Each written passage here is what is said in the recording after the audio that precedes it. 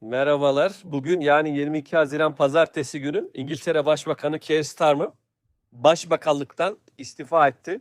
Ben de bu videoyu tam parlamento binasının önünde çekiyorum. Ama olayın benimle hiç ilgisi yok. Onu da belirteyim, kamuoyuna bildireyim. Bugün burada bir iş dünyasıyla ilgili bir toplantıya davet edildim. Parlamento içerisinde olacak. Onun için buraya gelmiştim. Sabah da başbakanın istifasını duyunca, izleyince kısa bir bilgilendirme yapmak istedim bununla ilgili. Başbakan niye istifa etti? Aslında son noktayı koyan yerel seçimlerdeki sonuçlardı. Yerel seçimlerdeki kötü sonuçlar işi tetikledi. Bu sonuçların hemen ardından Manchester Belediye Başkanı Andy Burnham yeni bir by-election dediğimiz ara seçime girdi. Şöyle oldu, da ilginç bir durum. Kendisinin bir arkadaşı milletvekilliğinden istifa etti. Milletvekili istifa ettiği için milletvekilliğinden yeni bir ara seçim yapıldı o bölgede. Ve Andy Burnham aday oldu. Burada bir risk aldı. Kazanamayabilirdi de ama kazandın. Bu da kazanır kazanmaz artık kendisinin başbakanlığa aday olduğunu da söylemiş oldu. İlan etmiş oldu.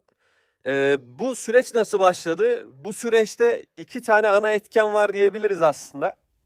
Bir tanesi iç, bir tanesi de dış etkenler. Özetlersek iç etkenler kısmı böyle biraz şey oldu ama size fazla haber gibi dış etkenler daha çok ilginizi çekecek. İç etkenler aslında İşçi Partisi'nin özünden, öz politikaları olan kısımlardan uzaklaşması ve artan ırkçılık ve Reform Parti'nin yaptığı onların uygulamalarına diyeyim artık bir kopyasını yapmaya çalışması insanı bezdirdi.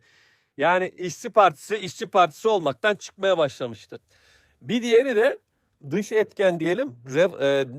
Elon Musk başta olmak üzere yurt dışından yapılan ciddi baskı. Elon Musk bunu böyle sosyal medyayla X üzerinden falan uzun zamandır yapıyor. Uzun zamandır başbakan üzerine baskı kuruyor. Bunun sebebi de İran'a yapılan saldırıda İngiltere'nin ve başbakanın desteklememesi Amerika'yı.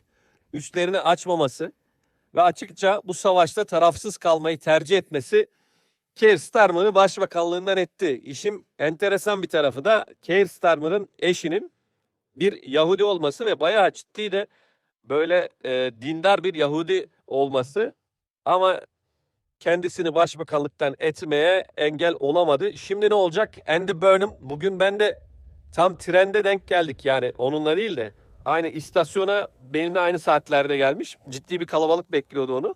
Andy Burnham başbakanlığa adaylığını koyacak ve birkaç hafta sonra da bir seçim olacak.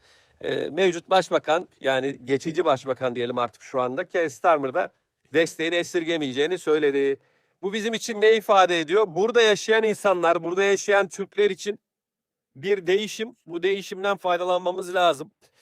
Ve burada bizim politikada, siyasette aktifliğimizi devam ettirmemiz, ticari konularda aktifliğimizi devam ettirmemiz lazım. Ki buralarda ufak ufak artık sesimizin çıkması için. Kendinize çok iyi bakın. Londra bugün çok sıcak. Görüşmek üzere.